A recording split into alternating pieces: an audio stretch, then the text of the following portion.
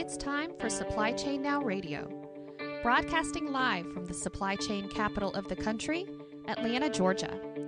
Supply Chain Now Radio spotlights the best in all things supply chain, the people, the technologies, the best practices, and the critical issues of the day. And now, here are your hosts.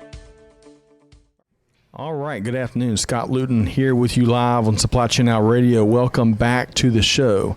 So once again, we're coming to you today from the AIAG SCAC Supply Chain and Quality Conference in beautiful North Charleston, South Carolina.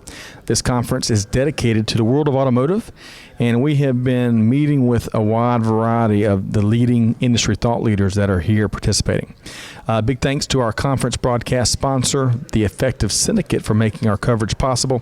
The Effective Syndicate helps companies win by optimizing process and developing winning cultures. You can learn more at theeffectivesyndicate.com. Quick programming note, like all of our series on Supply Chain Now Radio, you can find our replays on a variety of channels: Apple Podcasts, SoundCloud, Spotify, YouTube, wherever else you find your podcasts. As always, we'd love to have you subscribe so you don't miss anything. Bo, you thought I was going to leave that one out for Greg. Just for a minute. I was watching for you. I was watching for Greg, though. So that's Bo Groover, my co-host for this session, founder and president of the Effective Syndicate, and co-host of our Leadership Matters series here on Supply Chain Now Radio. Bo, how you doing? I'm doing just right. So we've got a really interesting story. I think we've been on quite a tear with the interviews we've had here at the event, and we've got a really interesting story to feature on this episode, the story of Volvo Cars USA, which has made a huge splash into the U.S. market right here locally, their first plant here in the States. And let's introduce our featured guest for this segment, Kyle Hooper, Manager, Procurement, and SQM Excellence at Volvo Cars USA. Kyle, how you doing? Doing well. How are you? We are doing fantastic. For us, it's energizing to sit here and hear, the last session was on trade with someone that was very passionate about trade policy. The previous one was on talent. We've met with folks with AIAG, which are great ambassadors for the automotive industry globally. So, hey, this is what we love to do, and we're looking forward to kind of diving more into your story here momentarily.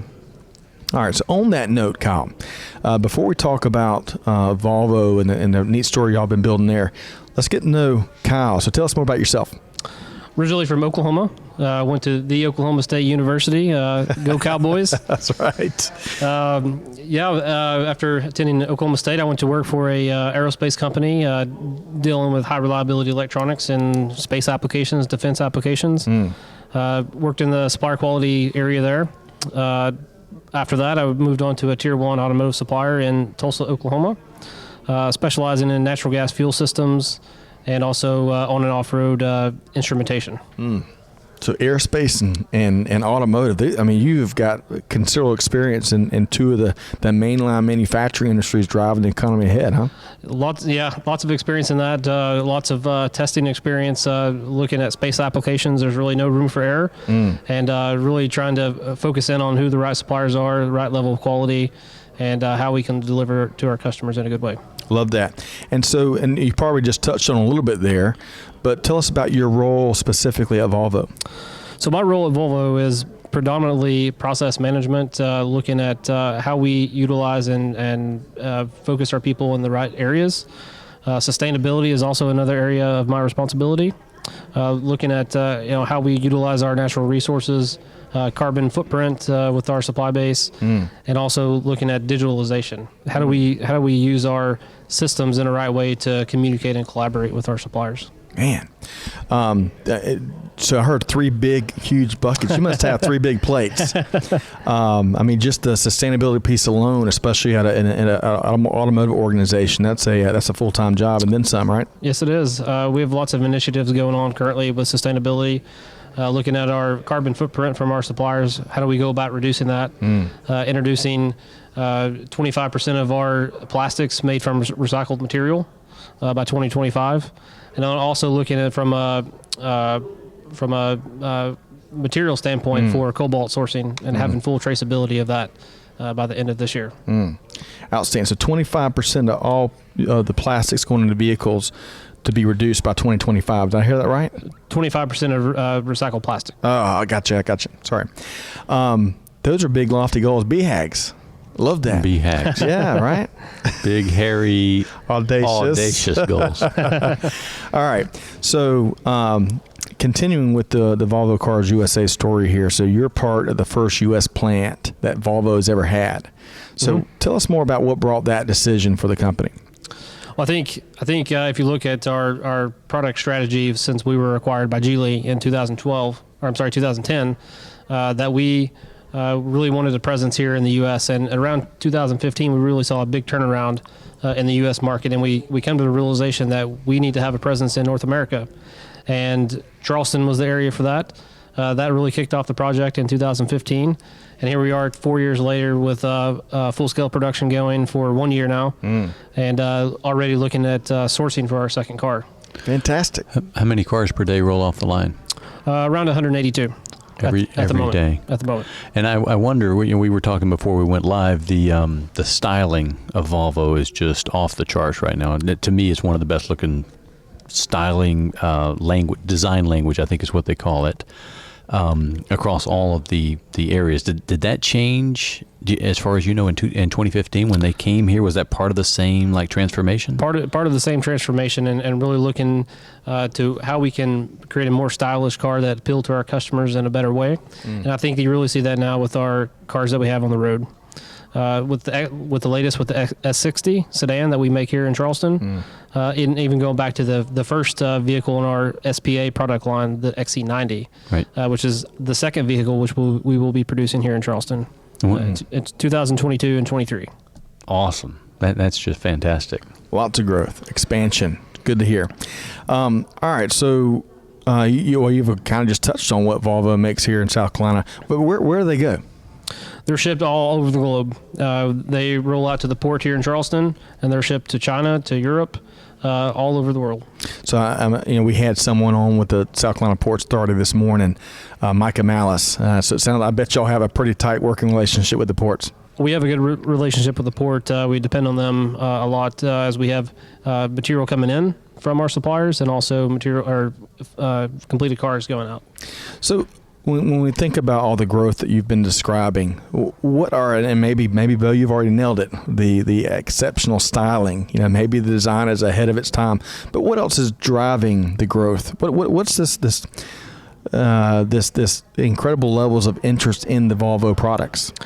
I think one thing, it goes back to safety. Volvo is known for their safe vehicles. Developing the seatbelt and allowing other automakers to utilize that technology without any royalties, dating back to the 40s and 50s when they did that. I think also the stylish designs.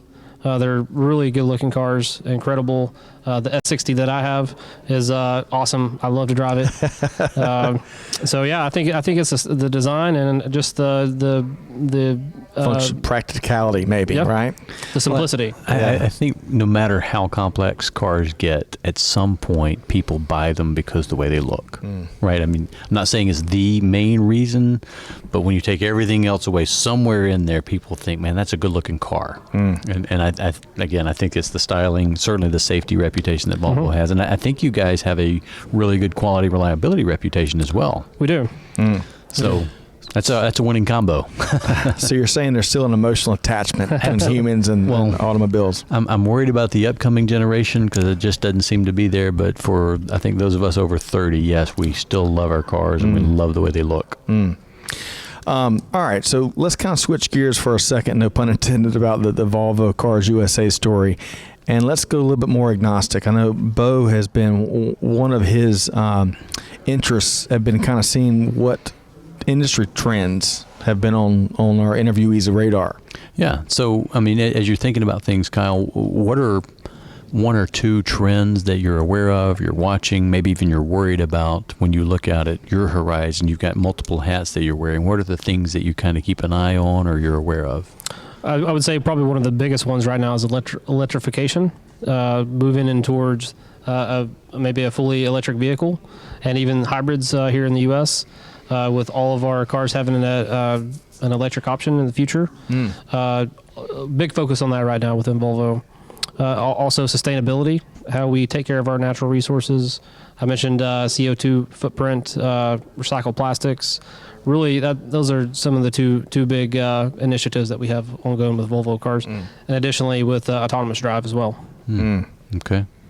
And I like, again, going back to the plastic side, to have 25% of all the plastics y'all use to be recycled by 2025. Yes. That, I think that those types of big visionary goals is what it's going to take to really change some of the things that we've seen from a sustainability standpoint. So all of these, the story that you described that Volvo is really building here is having a big impact on the local economy. So speak to that a little more. So the plant in itself was a $1.1 billion economic impact to the area of Charleston, South Carolina. 1.1 billion. With a B is a B. With a B. And the impact from around for our suppliers and other people is over $4 billion. That goes a long way. And how many people? Currently, we're approximately 1,500 people. And with the launch of our second car, we aim to be around 4,000. That's fantastic. Yep. And that's just, is all of that direct with Volvo, and that doesn't include the regional jobs that may be created as well? That's purely Volvo. Yeah, man. Okay. All right. So we're here again at the AIAG, the Automotive Industry Action Group, and the SCAC, the South Carolina Automotive Council. They team up. This is the third year, I think, they've hosted this event on supply chain and quality. So what value do you see and Volvo see in getting involved with this event, and in particularly the SCAC? I think it's a good opportunity for us to identify new potential vendors, for being one thing, but it's also a good partnership with the state of South Carolina when we look at developing workforce, moving more into the future with a competitive marketplace out there right now. How can we get people in this community with relevant manufacturing experience where they can come in directly and work for us in the plant? Fantastic. And we've seen a lot of that. I think deals have been made since we've been here at about 5 a.m. I'm quite confident there's been some deals made. So y'all had a earlier keynote, right? Yes, I did. And what did y'all speak to? We spoke about the growth of Volvo, kind of the ambitions that we have with sustainability, with autonomous drive, electrification. Also talked a little bit about the status of the plant at the moment, kind of what our future ambitions are with that, with launching the second vehicle. And also gave some information with for how to become a supplier, what the process looks like around that. I'm surprised we got time. I bet folks were cornering you after y'all's breakout, your keynote there. You and your colleague Kevin, right? Kevin was actually unable to join us today, but we have several other people from Volvo here, from our purchasing department, logistics, speaking with all the folks here and really trying to form some partnerships. I bet, and I bet plenty of folks are trying to form partnerships with what you are building. Okay, so final question for you is how can, it's really neat to hear, and we're all looking, we've touched on the need for good news, right? And need more good news. This is a good news story. So how can folks that heard something that they can resonate with, maybe they are looking to do business with Volvo or whatever, something you've said, how can folks learn more? They can go to our website, volvocars.com, and there's instructions on how to register to become a supplier. You're also welcome to reach out to me directly on LinkedIn. Kyle Hooper, Hooper, and I'll be happy to try to point you in the right direction. Fantastic. Well, Kyle, it's a pleasure. I appreciate it. Thank you. As busy as it sounds like y'all clearly are, to carve some time out with us here today. We've really appreciated your perspective, and or best of luck on continued success as y'all continue to rapidly grow left and right. All right, appreciate it. Thank you. You bet. All right, so we've been speaking with Kyle Hooper, Manager Procurement and XQM Excellence with Volvo Cars USA. So Kyle, hang on one second here. We're going to wrap up on a couple of upcoming events and maybe some that you have an interest in. I don't know. So one of the next events that we're going to be at is the September 20th event in Atlanta, Bo, where an executive roundtable where you're going to be tackling some growth strategies, right? Absolutely. So we've partnered up with a Emory professor named Robert Kazanjian, and we're going to be talking about the elements of a good strategy as well as the elements of good execution. So we believe and we teach that companies that get both of those pieces working well together, good things are going to happen. Good things are going to happen indeed. And then moving past that, a few weeks later, we're going to be at the Georgia Manufacturing Alliance's Georgia Manufacturing Summit, right? October 9th. We're going to be all over that. Your colleague Greg is going to be broadcasting from there with a couple of foreign trade ministers. Yeah. We're excited to learn about that. Kyle, we haven't been able to let those names out of the bag just yet. Bo was testing me to see if I was going to let our secrets out. But we're looking forward to, Bo's leading a panel. This is about 1,000 folks are going to come out to celebrate Georgia Manufacturing on October 9th. We got a variety of keynotes, including from P&G, some great panelists. And it is going to be at the Cobb Gallery in Atlanta. And the coolest thing, well, all that's great, but one of the things I really admire the most is the GMA has freed up 50 seats for free for our veterans. And, we talk about some of the challenges veterans have when they transition or just in general, networking and having that private sector network and being in places where they can gather market intelligence, whether they're looking for their next job or their next contract or what have you. This event is going to feature a lot of that throughout the day. So if you're a veteran listening to this podcast, you can go to GeorgiaManufacturingAlliance.com and use the promo code USAVET to sign up for your free seat as long as they last. So big thanks to Jason Moss, the CEO of the GMA, for making that happen. We've got a variety of other upcoming events from Austin to Vegas to back to Atlanta with Modex 2020. Ever been out to Modex? Never been there. So Modex is one of the largest supply chain trade shows in North America. 35,000 people is is how many folks are expecting in Atlanta in March 2020. They are hosting our 2020 Atlanta Supply Chain Awards, and we're broadcasting throughout the 4 days. To our listeners, check out that conference at modexshow.com. Free to register. Can't beat it, and we hope to see you there. But what did we miss? I think you've covered it all. Yeah, we tried to.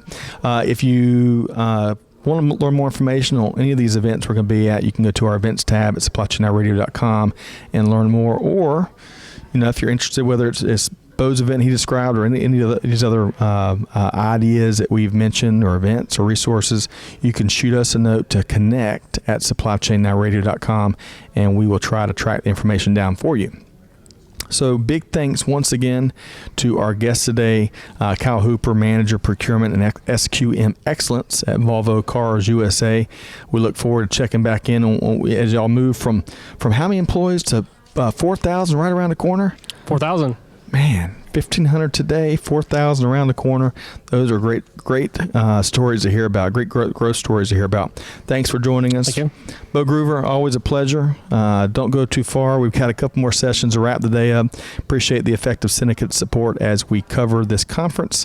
To our listeners, be sure to check out other upcoming events, replays of our interviews, other resources at supplychainnowradio.com. Again, you can find us on Apple Podcasts, SoundCloud, all the leading sites where podcasts can be found. Be sure to subscribe so you don't miss anything. On behalf of the entire Supply Chain Now Radio team, this is Scott Luton wishing you a wonderful week ahead, and we will see you next time on Supply Chain Now Radio. Thanks, everybody.